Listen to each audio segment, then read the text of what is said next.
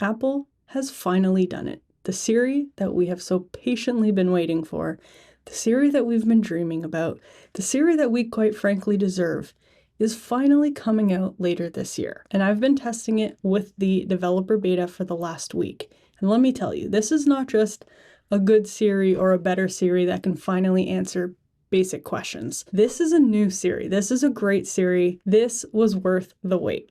Let me show you why. And yes, starting now, I will stop saying the word out loud so that it does not trigger all of your devices. You're welcome. Keep in mind that this is still a developer beta. So this software is brand new. It is still actively being worked on and improved. So you might still see some bugs. Things might change. They might look or act differently between now and the public release later this year. But in testing it the last week, it is still very, very good and usable right now. So if you have an Apple Intelligence compatible device, you would still activate and trigger the assistant the same way as before. So you can speak to it or hold down on the power button here on the side, but you will notice now it looks a little bit different. So it's up here in the dynamic island. It has a nice little liquid glass redesign. It looks very sleek. One difference though is you can no longer tap to type here at the bottom. Instead, what you would do is pull down on your screen the same way you would to activate Spotlight. So now you pull down and it says search or ask. So this is now your Spotlight and your assistant all in one. Another difference though you may have already noticed is there is now a standalone app. And so when you open this up, this is where you will find all of your conversations. So you can view them in this tile grid, or you can flip over to a list grid. You can pin any of your conversations to the top. You can also search through if you wanted to find a past conversation, or you can interact with the assistant directly from here and start a brand new conversation directly in the app. Another place you'll now find it is in the camera app. So down here you have your regular photo and video mode, but you'll also see here on the right, there's now a new S mode. And so when I go over to this is now basically visual intelligence built in to the camera app. You can still activate visual intelligence if you have a device with camera control by holding down and getting to visual intelligence, but now it's honestly way easier to just go directly into the camera app. Now, of course, you can still ask it basic things like about the weather, equations, conversions, anything like that, but it is now a lot more conversational. So I can, of course, trigger it and ask a basic question like, what is the weather? It's currently cloudy in Oh, I meant what is the weather in Toronto? It's currently Actually, you know what? What's the weather in Hong Kong? It is currently around 29 degrees Celsius in Hong Kong. So it's much more realistic. I can interrupt it, I can clarify things, I can stutter, make mistakes, and go back. And almost every single time, it'll give me the appropriate answer. But one of the most impressive pieces of this new assistant is the personal context and personal history that it has, all the data about you that it has. And that's not necessarily as scary as it sounds. So it indexes all the data and all the information about you on your phone in apps like messages, emails, photos, but the data stays on your device. Or if there is a more complex request, it would go to the private cloud. So none of your data can even be accessed by Apple.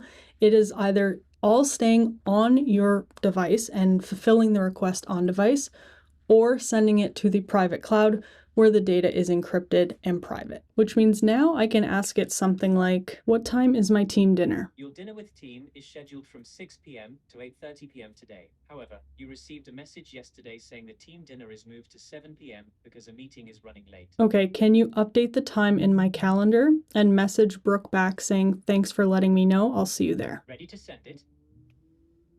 It's sent. And did you update it in my calendar? Yes, I updated your dinner with team event in your calendar. It is now scheduled from 7 p.m. to 9:30 p.m. tonight. So in this example, it was able to go through the information in my calendar and then realize I had a message as well, updating the time. And then it was even able to take action just like that. Old Siri could never. Another example of the personal history is I can say, what was the name of that gelato place I went to in Rome? Based on your photos, you visited Giletti on Via degli Uffizi del Vicario in Rome back in April 2016. So I don't know what's more impressive, that it was able to find the name of the gelato place from a random picture I took in Rome, or that that photo was taken 10 years ago and it was still able to find the information. Another impressive piece of this new assistant is the on-screen awareness. So if I'm in an app, for example, right now I'm in a message conversation, it'll recognize if anything on the screen relates to another app. So for example, there's an address here. There's now a little button below that says open in maps. This is the team dinner we were talking about before. There's a little button below that says add to calendar. But not only that, I can ask it to take action based on information it is seeing on screen. So I can ask it something like, can you update Brooke Demo's contact card with her new address? Do you want to update Brooke Demo's information in contacts? Yes. I've updated Brooke Demo's contact card with her new address at... Now, another handy place for this on-screen awareness is in an app like Safari. So if I have an article open, I can trigger the assistant and ask, summarize this article for me. Now create a note with this summary, and at the bottom add a section with the heading questions. And my questions are, how many different HomePod models will be announced? How many Apple TV models will be announced? And what colors will they come in? Oh, and add another question, will they be coming out with any new home devices? So it's created the note, I can click to open it, we'll see the summary, and then the 4 questions I had. But arguably one of my favorite ways is when I'm looking at a recipe in Safari. So now I can say, add these ingredients without the units, just the ingredients, to my grocery list, and change chicken thighs from bone-in to boneless. And then I don't actually need salt or pepper because I have that at home. Oh, but I do also need almond milk, so add that.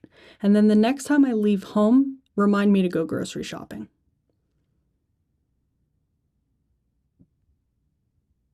So it's added the reminder to go grocery shopping when I leave home. And now if I go over to my grocery list, we have all the ingredients. Change chicken thighs to boneless, no salt or pepper, and it's added almond milk. That's pretty impressive. And it's also gotten really good at performing in-app actions. So for this email, can you reply saying, I thought the meeting went really well and it was super productive? Next time, let's remind the team about the team dinner and make sure to highlight the change in time. And I don't see the meeting note attachment. If you can please resend that when you have a chance, that would be great. Thanks so much. But actually make that sound a little bit more professional before sending it. Now this doesn't look quite right, so I think it's one of the bugs they're hopefully fixing before the public release. So it was able to write the email. Actually, you know what? Make it sound a little bit friendlier than that. Can you address the email to who I'm sending it to? Send the email. So in that example, there were definitely a few more bugs and a few more hiccups, but it still got the job done after a little bit more prompting. So hopefully these are the sort of things that will be improved upon during these betas and will be good to go for the official release later this year. And this has only scratched the surface in terms of capabilities and what this new assistant is able to do. So I'm going to keep playing with it and keep testing it out over the summer.